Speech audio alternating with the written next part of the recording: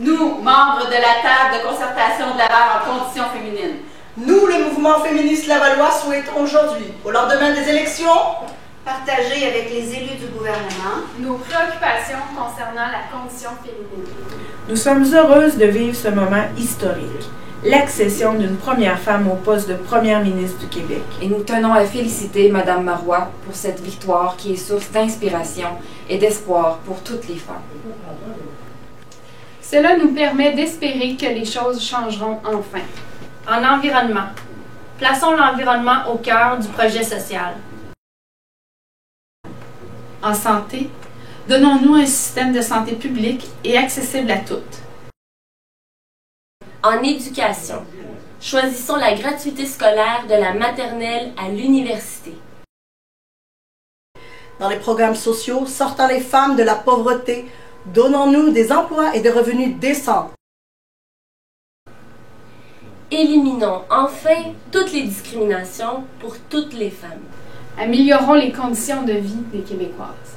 Atteignons l'égalité réelle.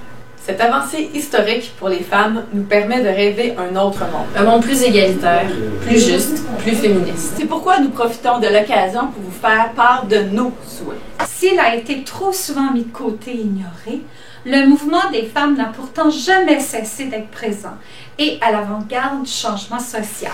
Bien que très dynamique, le mouvement féministe ne peut travailler seul.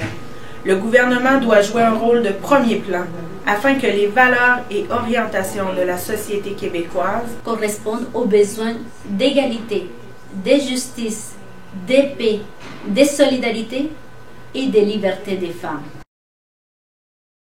Il est maintenant temps de prendre les moyens nécessaires pour forcer la main à l'histoire et provoquer le changement. Le Québec a besoin de mesures pour encourager et soutenir les femmes. Qu'elles soient nombreuses à investir les sphères du pouvoir, à s'approprier les domaines dits masculins, à s'emparer des chasses gardées, à faire éclater les plafonds de verre. En ce sens, nous tenons à rappeler que, de la même façon que nous dénoncerons toute politique répressive, régressive, sexiste ou injuste, nous appuierons les démarches de votre gouvernement lorsqu'elles seront en adéquation avec les besoins et aspirations des Québécoises. Nous sommes heureuses de voir une femme accéder à la plus haute fonction politique du Québec. Mais une, ce n'est pas assez. Il faut être nombreuses. Et il faut être partout.